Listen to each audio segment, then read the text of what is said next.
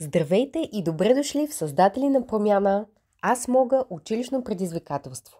Ние следваме простичък 4-стъпков процес. Почувствай, представи си, направи и сподели, за да помогнем на децата целенасочено да открият своята аз мога суперсила. В първите 3 видеа обсъдихме първите 3 стъпки от 4-стъпковия процес. Почувствай, представи си и направи. Сега нека поговорим за четвъртата и последна стъпка. Сподели.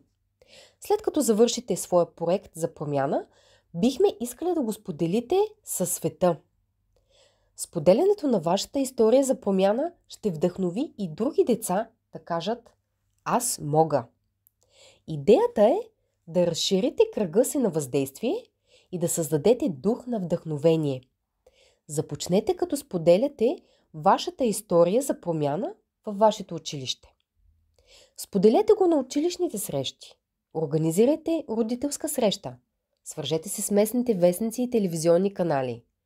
Споделете историята си в социалните мрежи.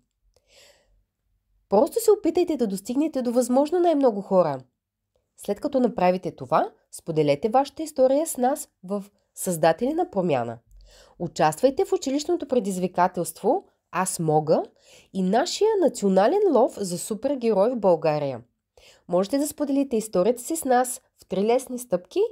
Регистрирайте се на сайта ни, качете историята си и я изпратете. Моля, влезте в нашия уебсайт. Започнете като се регистрирате като потребител на нашата платформа. Можете да изпратите своята история за промяна в 2 формата. Като фотоистория с снимки или още по-добре като видеоистория. Насърчаваме ви да създадете кратко 3-минутно видео на вашата работа. И в двата случая ще трябва да отговорите на простички въпроси в платформата на Създатели на промяна. При нужда от помощ на качване на историята в платформата, моля свържете се с нас. Моля запомнете да качите максимум по 4 снимки за всяка от 4 стъпки. Ако създавате видео, то не трябва да бъде по-дълго от 3 минути. Също така проверете на нашия уебсайт за датите за регистрация и подаване за училищното предизвикателство Аз мога. Когато споделите вашата история за промяна с нас, ние я споделяме със света. Вашата история за промяна може да вдъхнови деца от цял свят. И да, толкова е просто. Вече знаете мощната рецепта. Почувствай, представи си, направи и сподели. Просто поканете децата да почувстват всичко, което ги притеснява.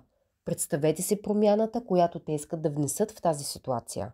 Създайте промяната и най-накрая споделете тяхната история за промяна с другите. Дайте на децата си суперсилата Аз мога. Всичко добро, давай напред и бъдете създатели на промяната.